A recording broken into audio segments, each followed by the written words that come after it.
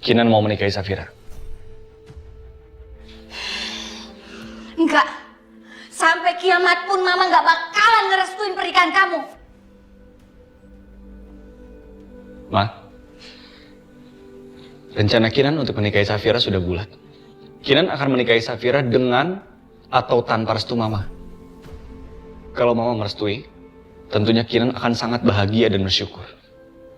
Tapi kalaupun enggak, Kinan akan tetap menikahi Safira. Pinter ya dia ngajarin kamu ngomong kayak gini. Ini Mama kamu sendiri, Kinan. Kamu ngomong sama orang tua kamu sendiri. Ini kayaknya udah emang rencana mereka. Mereka udah ngerencanain ini lama. Ngejerat kamu, dan habis itu jadi benalu di keluarga ini. Pasti bapaknya ini yang udah rencanain ini semua. Ma, papanya Safira. Orang yang tadi Mama tuduh itu adalah orang yang paling terhormat yang pernah Kinan kenal. Papanya Safira rela mengorbankan prinsipnya agar anaknya tidak menderita. Sedangkan Mama yang punya segalanya, Mama malah justru... Justru apa? Kamu mau ngomong kalau Mama ini justru orang hina, gitu? Bener-bener ya. Pasti perempuan itu kan yang ngajarin kamu ngomong kayak gini sama Mama, hah? Cukup, Ma. Mama gak pantas nuduh Safira yang enggak-enggak. Dia udah berjuang cukup lama untuk menghadapi kerasnya hidup. Dan Kinan berjanji, Kinan akan mendampinginya selamanya. Sekarang terserah Mama. Mama akan menerima Safira sebagai menantu Mama. Atau Mama juga akan kehilangan Kinan. Anak Mama sendiri.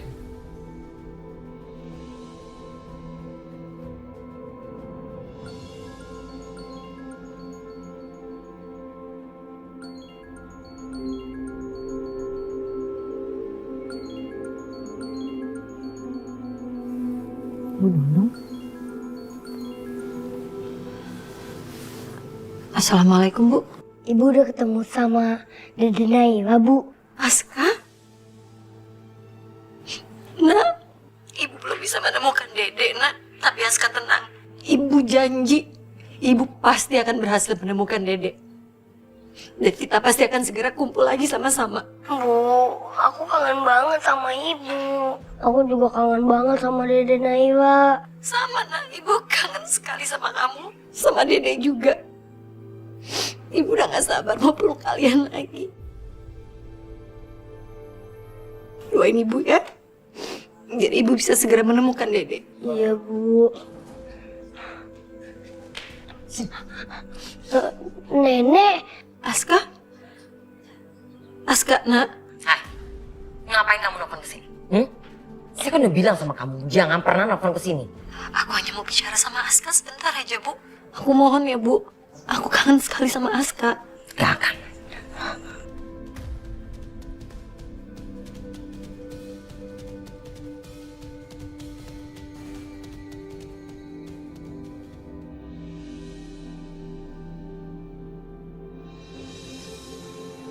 Aduh, mana sih mereka? Oh, lama banget ya.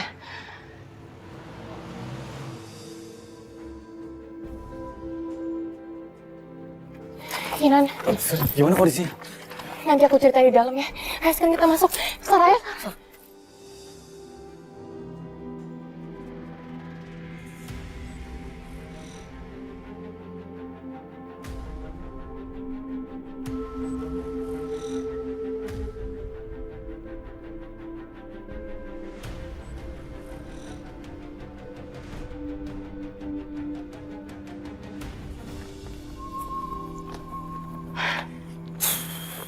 Sekarang kalian semua tahu kan, Mbak itu lagi sakit parah.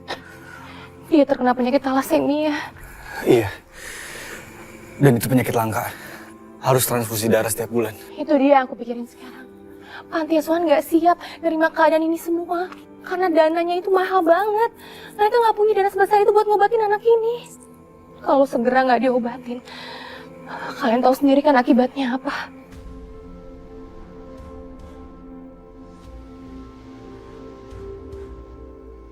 Kalau kita tinggalin anak itu di panti asuhan ini, sama aja kita ngebunuh dia secara pelan-pelan. Aku udah janji sama papa aku nggak bakal ngelakuin kesalahan lagi, tapi nyatanya apa? Kenapa urusannya jadi ribet kayak gini sih? Gue pikir kalian berdua itu ke kantor polisi terus ditahan. Tapi kok bisa lolos? Gue sama Kinan emang sempat ke kantor polisi, Al. Tapi kita nggak jadi ngomong karena bokap gue berubah pikiran. Lagian lo, Fir, ngapain sih lo malah cerita sama bokap lo? Jadi ribet kayak gini kan urusannya? Sorry, Al. Gue nggak pernah bisa bohong sama bokap gue. Udahlah, Al. Lu juga jangan nyalain Safira terus-terusan dong. Tapi gue pikir ini saat yang tepat buat kita nebus dosa kita.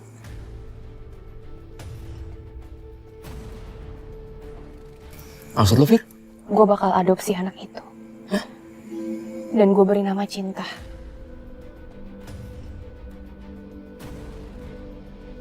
Semoga ini emang yang terbaik. Lama-lama gue pikir kalau bayi ini nggak kita ambil, urusannya bisa sampai ke polisi. Ntar makin ribet kan? Emang lu udah izin sama bokap lu? Besok kita semua harus ketemu sama bokap gue.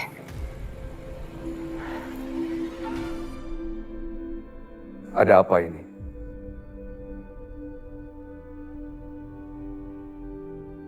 Pak, izinin kami urus bayi ini sama-sama ya, Pak. Untuk menebus dosa kita semua. Menebus dosa. Membunuh ibunya anak itu terus kamu bisa menebus dosa. Dan apa kalian bisa mengembalikan ibunya itu? Pak, tapi kalau kita nggak ngurus bayi itu, sama aja kita nambah dosa, Pak. Izinin kita semua merawat bayi itu sampai besar ya, Pak ya. Boleh kan, Pak?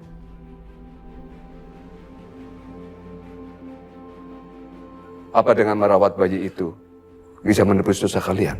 Tapi kalau menurut Om kita harus lapor polisi. Urusannya bisa panjang, Om. Kita semua bisa masuk penjara, Om. Dan itu bisa merusak masa depan kita. Kalian tahu kan, Bapak ini seorang guru. Pertama yang Bapak ajarkan ke murid Bapak itu bisa membedakan kebenaran dan kesalahan.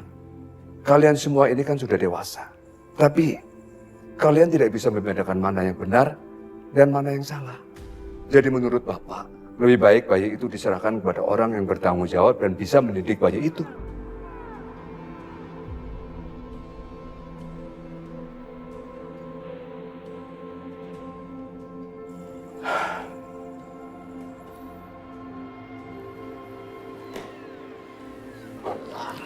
Pak.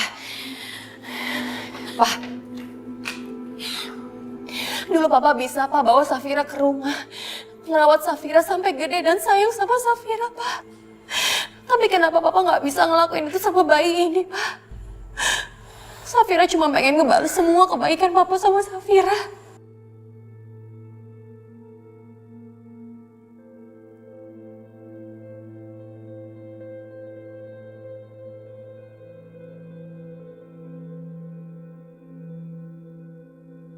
Satu hal lagi, Pak. Bayinya lagi sakit. Dia butuh uang yang sangat besar, Pak, untuk pengobatan ini. Mana ada, Pak, orang lain yang mau ngerawat dia selain kita semua. Masya Allah. Jadi bayi itu sedang sakit? Iya.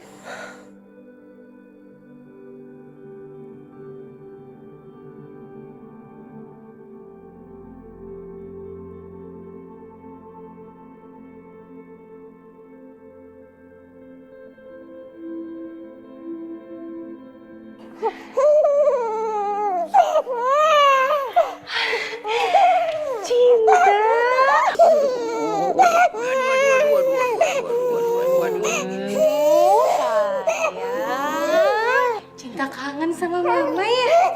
Iya, kangen ya. Wow, Syah. Semoga cepat sembuh ya Cinta ya. Makasih ya, Bu ya. Sayang, kangen gak sama Mama? Kangen ya? Ya Allah, apa sebenarnya rencana membuat hidup Safira anakku? Cantik banget sih pakai baju pink. Safira, kayaknya hari ini kamu bahagia sekali. Ya iya dong, Pak. Kan mulai sekarang aku akan merawat Cinta dan membesarkan Cinta seperti anak aku sendiri.